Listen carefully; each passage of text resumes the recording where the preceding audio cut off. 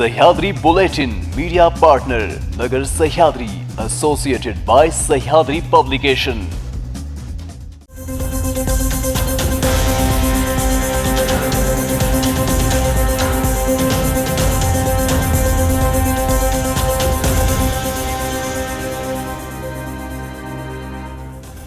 नमस्कार, मी निर्जला। न्यूज 24 सह्याद्रीमध्ये तुमचं स्वागत। पाहूयात राज्यातील महत्त्वपूर्ण बातम्यांचा आढावा सह्याद्री बुलेटिनमध्ये। महाराष्ट्रातून 17 उद्योग गुजरातला गेले। 4 लाख कोटी गुंतवणूक करून लाखो तरुणांचा रोजगार तुमच्या डोळ्यांसमोर गेला। महाराष्ट्राची भाकरी खाऊन गुजरातची चाकरी करायची असेल तर मतं मागायला तिकडे जा, असे तरुणांनी सांगायची वेळ आली आहे, असे खासदार अमोल कोल्हे यांनी शिवस्वराज्य यात्रेनिमित्त चोपडा येथे मार्गदर्शन करताना सांगितले।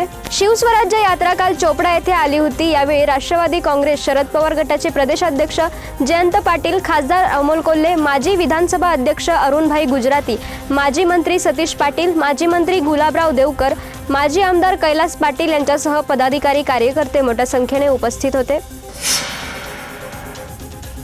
शिवसेना ठाकरे गटाचे आमदार नितीन देशमुख सोयाबीन प्रश्नावरून चांगलेच आक्रमक झाले आहेत। कार्यकर्त्यांसह शेतकऱ्यांना सोबत घेत देशमुख यांनी पालकमंत्री विखे पाटील यांना सोयाबीन प्रश्नांवर धारेवर धरले। मंत्री विखे पाटील अकोल्याच्या शासकीय विश्रामगृहात उपस्थित असतानाच शेतकऱ्यांनी आणि ठाकरे गटाच्या शिवसैनिकांनी त्यांच्याकडे धाव घेतली, तर हातात सोयाबीन पिके घेत शेतकऱ्यांच्या व्यथा मांडल्या आहेत। सततच्या पावसामुळे अकोले जिल्ह्यात अनेक भागात सोयाबीन उत्पादक शेतकरी चांगल्याच अडचणीत आल्याचं दिसून येत आहे। काही वर्षांपूर्वी एका पाणीपुरी विक्रेत्याचा लघवी करतानाचा प्रकार सोशल मीडियावर व्हायरल झाला होता। त्यानंतर असाच एक किळसवाना प्रकार उघडकीस आला आहे। एका फळ विक्रेत्याने प्लास्टिकच्या पिशवीत लघवी केली, त्यानंतर त्याच हाताने फळ विक्री केल्याचा किळसवाना प्रकार समोर आला असून सदर व्हिडिओ सोशल मीडियावर व्हायरल झाला आहे। या व्हायरल व्हिडिओनंतर मानपाडा पोलिसांनी तात्काळ फळ विक्रेता अली खान याला ताब्यात घेतलं आहे। पोलिसांनी या फळ विक्रेता अली खानची चौकशी सुरू केली आहे। या प्रकरणी गुन्हा दाखल करण्याची प्रक्रिया सुरू आहे। या किळसवाण्या घटनेमुळे परिसरात संतापाची लाट पसरली असून स्थानिक नागरिक आणि रहिवासी हे रस्त्यावर उतरले असून या फळ विक्रेत्याच्या विरोधात आक्रमक झाले आहेत। पालिकेच्या अधिकाऱ्यांनी तात्काळ रस्त्यावर फळ विक्री करणाऱ्यावर कारवाई करा, अन्यथा गटारात टाकू असा सज्जड दम दिला आहे। जातनिहाय गणना केली पाहिजे। केवळ ओबीसीची नाही तर सर्व जातींची गणना होणे आवश्यक आहे।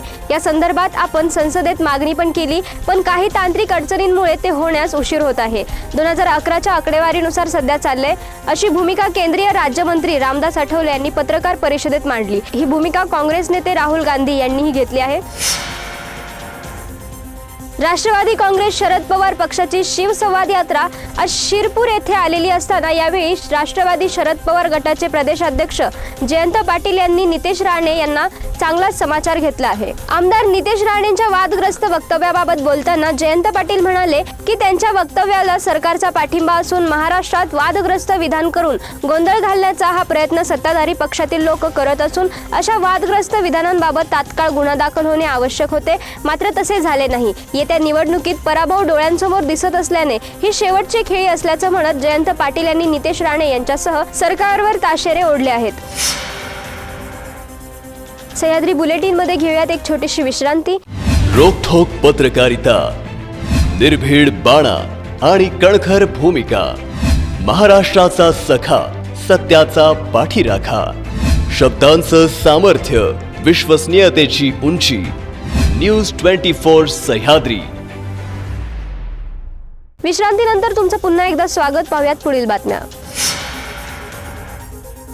शिवसेना उद्धव बाळासाहेब ठाकरे गटातील युवा सेनेचे पदाधिकारी वरुण सरदेसाई यांच्या 23 सप्टेंबर रोजी वाढदिवस आहे। यासाठी डोंबिवलीतील स्टेशन परिसरात उद्धव बाळासाहेब ठाकरे पक्षाकडून वरुण सरदेसाई यांच्या वाढदिवसाचे बॅनर लावण्यात आले आहेत। यावर भावी आमदार म्हणून उल्लेख करण्यात आला आहे। तसेच वरुण सरदेसाई हे मूळचे डोंबिवलीकर असल्याने येत्या विधानसभा निवडणुकीत शिवसेना उद्धव बाळासाहेब ठाकरे पक्षाकडून वरुण हे डोंबिवलीतून विधानसभा लढणार का अशी चर्चा सर्वत्र होऊ लागली आहे। पुलाच्या खाली बस कोसळल्याने भीषण अपघात झाला। या अपघातामध्ये 40 प्रवासी गंभीर जखमी झाले तर 4 प्रवाशांचा मृत्यू झाल्याची प्राथमिक माहिती समोर आली आहे। सदर खासगी बस अमरावती इथून धरणीकडे जात असल्याची माहिती मिळाली आहे। अपघातातील जखमींना तातडीने अमरावती येथे जिल्हा सामान्य रुग्णालयात उपचार करता रेफर करण्यात आलेले आहे। मुंबईतील चारोकोप भागातून भयानक प्रकार समोर आले आहे. एका अल्पवयीन मुलाने अल्पवयीन मुलीवर लैंगिक अत्याचार केलाय. मात्र तो तेवढ्यावरच थांबला नाही, तर त्याने तिच्यावर अत्याचार करून तिचे अश्लील छायाचित्र आपल्या मित्राला देखील पाठवल्याचं उघड झालंय. या प्रकरणी 16 वर्षीय मुलाविरोधात चारकोप पोलिसांनी गुन्हा दाखल केला आहे. तसेच अश्लील फोटो ज्या 21 वर्षाच्या तरुणाला पाठवण्यात आले होते त्याच्या विरोधातही चारकोप पोलिसांनी गुन्हा दाखल केला आहे. त्यानंतर 16 वर्षाच्या आरोपीची डोंगरी बाल सुधारणा गृहात रवानगी करण्यात आल्याची माहिती पोलिसांनी दिली. नाशिक रोडमधील धक्कादायक व्हिडिओ सोशल मीडियावर व्हायरल होत आहे. गळफास घेतलेल्या अवस्थेतील पतीच्या लटक्या मृतदेहासमोर मांडलेल्या पूजा साहित्याजवळ एक महिला त्या व्हिडिओसोबत दिसत आहे. तसेच मृतदेहाच्या अंगावरही ठिकठिकाणी हळद व कुंकवासारखे पूजेचे साहित्य लावलेले दिसत आहे. सुरुवातीला हा प्रकार जादूटोण्याचा आणि अंधश्रद्धेतून झाल्याची परिसरात चर्चा होती, परंतु पत्नी मनोरुग्ण असल्याचं नातेवाईक आणि पोलिसांनी दावा केला आहे. मराठा समाजाच्या आरक्षणासाठी मनोज जरांगे पाटील हे आंदोलनाला बसले असून धुळ्यात मराठा समाजाचे कार्यकर्ते आक्रमक झाल्याचे पाहायला मिळत आहे. शिवसंवाद यात्रेनिमित्त धुळ्यात असलेल्या जयंत पाटील यांना ट्रॅक्टर रॅली सुरू होण्यापूर्वी शिवतीर्थ चौकात ते येताच त्यांना मराठा समाजाच्या कार्यकर्त्यांनी घेराव घालत निदर्शने केली. आरक्षण आमच्या हक्काचं, नाही कोणाच्या बापाचं, अशा घोषणाबाजी यावेळी मराठा समाजाच्या कार्यकर्त्यांनी केल्या. जयंत पाटील यांनी देखील यावेळी मराठा समाजाचे निवेदन स्वीकारत ते ट्रॅक्टर रॅलीमध्ये सहभागी झाले आहेत. सह्याद्री बुलेटिन मध्ये इथेच थांबतोय. मात्र तुम्ही पाहत राहा न्यूज 24 सह्याद्री.